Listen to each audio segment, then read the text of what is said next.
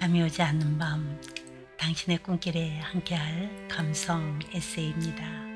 오늘도 수고 많으셨어요. 수고하고 무거운 삶의 짐을 내려놓고 편안한 쉼이 있는 밤이 되셨으면 참 좋겠네요. 성경 창세기를 주제로 나를 찾아 떠나는 여행을 하고 있는데요. 오늘은 창세기 16장 보살피시는 사랑입니다. 요절은 창세기 16장 13절. 하갈이 자기에게 이르신 여호와의 이름을 나를 살피시는 하나님이라 하였으니 이는 내가 어떻게 여기서 나를 살피시는 하나님을 배웠는고 함이라. 창세기 16장 보살피시는 사랑. 인간에게 가장 큰 고통은 어디에서부터 오는가? 후회 없이 순간을 사는 인생은 없다. 후회 없는 완전한 삶을 살았노라고 말할 사람은 아무도 없다.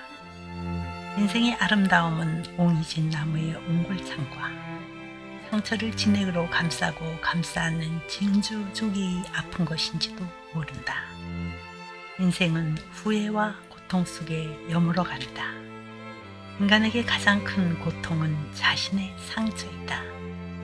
자신에게 자신이 내는 상처는 자신의 죄 때문이다. 하나님의 철석 같은 약속에도 불구하고 사레는 생산하지 못했다. 아브람과 사레는 점점 늙어갔다. 사레는 날마다 주름져가는 자신의 육신을 볼 때마다 초조함을 느꼈다.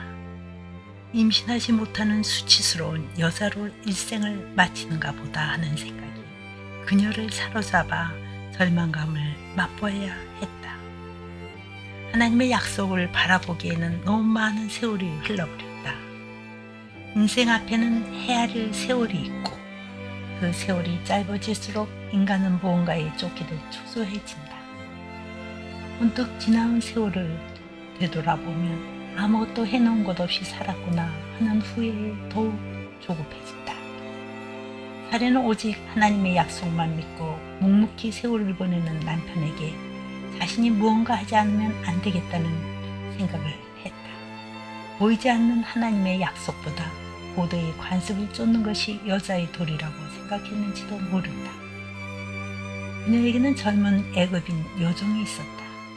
그녀는 그 여종 하갈을 남편 아브라함에게 이끌어갔다. 사례는 아브라함에게 하나님께서 자신의 생산을 허락하지 않으시니 여종과 동침하여 자녀를 얻고자 한다.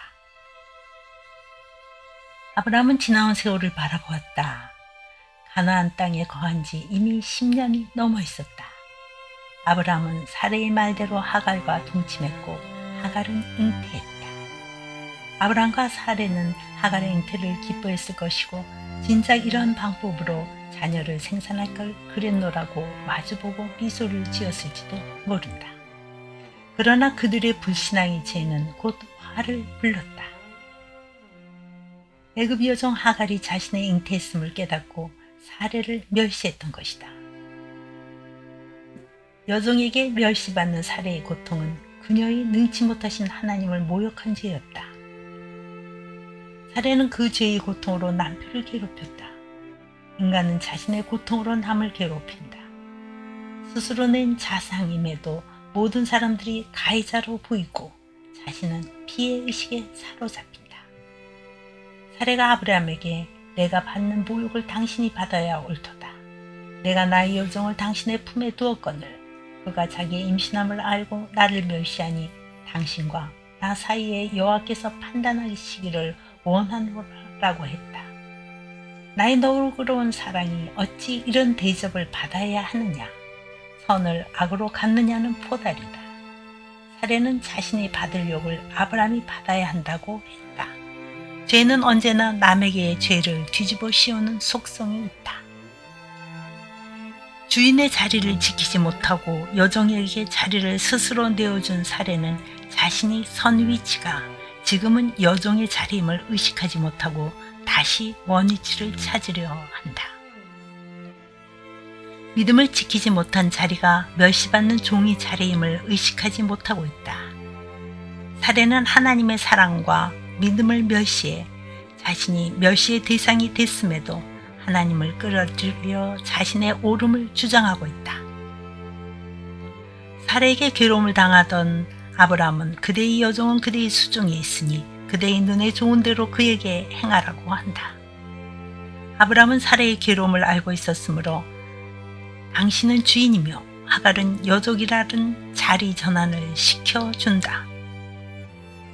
그러나 자신의 씨를 뺀 하갈이 학대받는 모습에 마음이 편할 리는 없었다. 두 여자 사이에서 그는 말할 수 없이 괴로웠을 것이다. 그는 그 괴로움이 사레 탓도 하갈 탓도 아님을 알고 있었다. 아브라함 자신이 약속의 본질을 놓친 죄 때문임을 알고 있었으므로 자신의 괴로움에 대해 입을 다물기로 했던 것이다. 죄의 쓴 열매로 상처받은 사레는 죄의 채찍을 들어 하갈을 학대하고 하갈은 자신의 고향인 애굽 쪽으로 도망쳐간다. 하갈은 다시 죄악 세상으로 뜀박질할 만큼 고통스러운 자신에 대한 비애와 회한, 사레에 대한 원망, 아브라함에 대한 배신감에 사로잡혀 광야를 헤맸다. 종이 신분으로 주인을 학대했던 교만의 값을 치르면서도 그녀는 피해의식에 가득 사로잡혀 있었다. 잉태한 무거운 몸을 이끌고 광야를 헤매다 술길 샘물 곁에 쓰러진 그녀 앞에 여호와의 사자가 나타났다. 하나님께서는 하갈에게 물으셨다. 사레의 여종 하갈아, 내가 어디서 왔으며 어디로 가느냐? 사레의 여종 하갈, 이것이 그녀의 자리였다. 아무리 아브라함의 씨를 베고 있어도 그녀는 역시 사레의 여종이었다. 하나님은 하갈에게 그녀의 자리를 먼저 깨닫게 하셨다. 다시 너는 내 자리를 찾으라고 하셨다. 현재에서 내 과거와 미래를 돌아보라고 하셨다. 은총의 자리에서 멸망의 자리로 옮겨지는 자신의 위치를 하갈은 직시하게 되었다. 하갈은 패배감을 맛보며 나는 나의 여주인 사레를 피하여 도망하나이다고 대답했다.